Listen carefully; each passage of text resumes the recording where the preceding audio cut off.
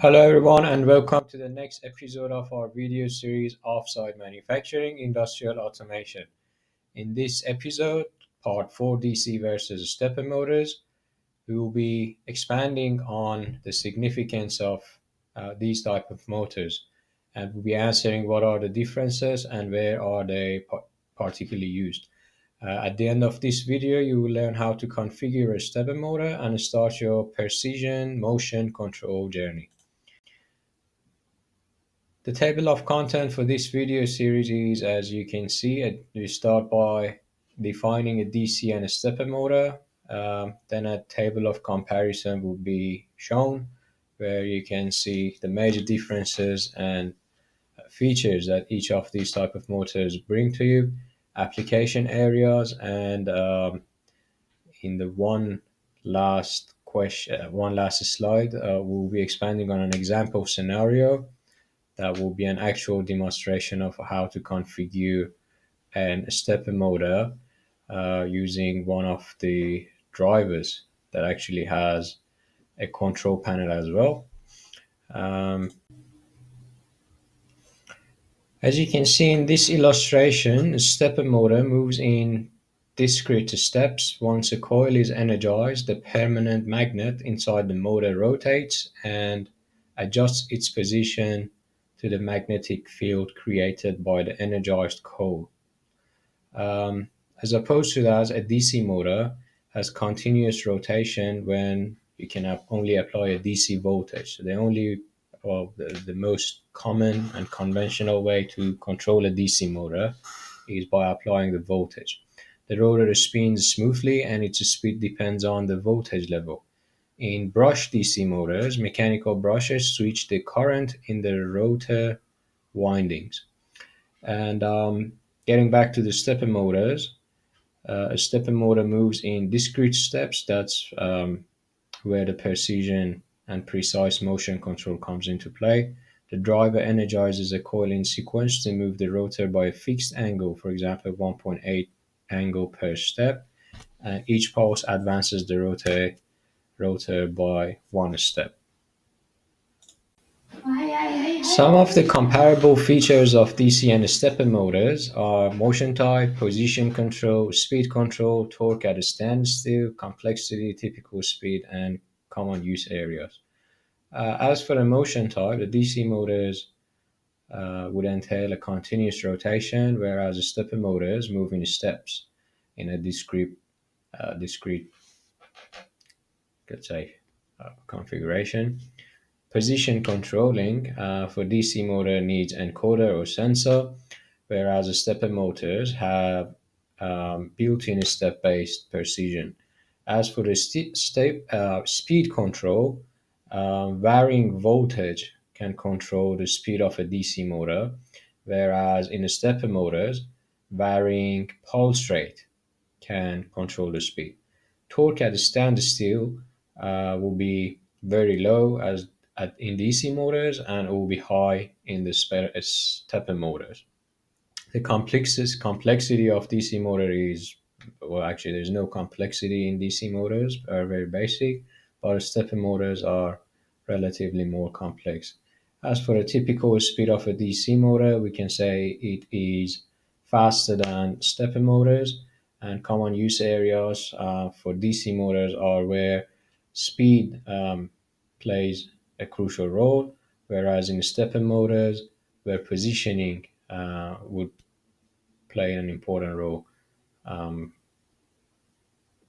that will become where stepper motors would be very effective.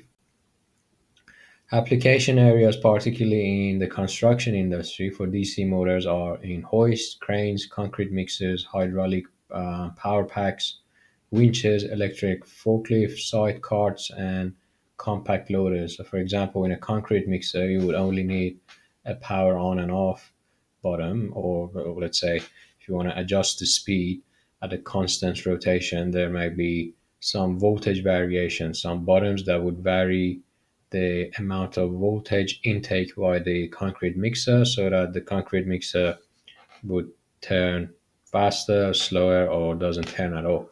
Now, for stepper motors, there are some really, really interesting applications such as CNC machines, rebar bending machines. So, depending on the angle of that rebar that you want, you can program the stepper motor to um, bend the rebar accordingly. Automated bricklaying robots, these are some sophisticated robots that can be controlled by stepper motors. Construction 3D printers, it is a hot topic these days in the construction industry, using robotic arms that they can, that with let's say 4 degrees of freedom, they use stepper motors to achieve those degrees of freedom. Surveying instrument, laser alignment tools, and any other types of positioning systems in industrial automation application would require a stepper motor. So, an example scenarios in the next few minutes, you're going to see um, a configuration of a stepper motor using a driver and a control panel, really simple one for small applications, just to cover the basics of um, stepper motors as part of the offsite manufacturing and industrial automation. Let's say we want to control the position of a conveyor belt 5 centimeters to the left, then wait for 2 seconds, and then 10 centimeters to the right. This can be achieved by a stepper motor with a driver, or even 5 centimeter running with a 2 second gap in between every 5 centimeters. So let's see how we can do this. Let's see what we can achieve with this installment. We have a stepper motor, a driver, which also acts as a control panel as well. Turns and stops for a few seconds, then keeps turning for as many rounds as you want. So that was, for example, for 5 rounds with 2 seconds delay in a clockwise direction. And here's 5 rounds on a counterclockwise direction with 2 seconds delay. Okay, and there are some other functionalities here as well that we can adjust this driver to have precise motion control. For example, in setting 1, you can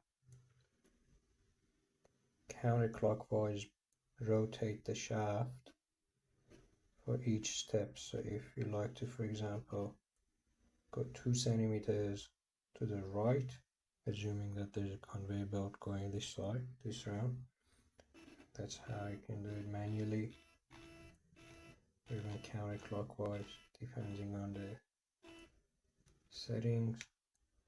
There is another setting as well for number 2, for example, that gives you the ability to go all the way around clockwise, all the way around counterclockwise. As soon as you release these two bottoms, it stops. And on the next setting, it will just keep turning until you press that button again. So it goes all the way without you have to keep pressing that button until you press that again. Same thing for the counterclockwise. You can actually adjust the speed here as well. So if you want that to turn faster, you can go all the way as high as you want.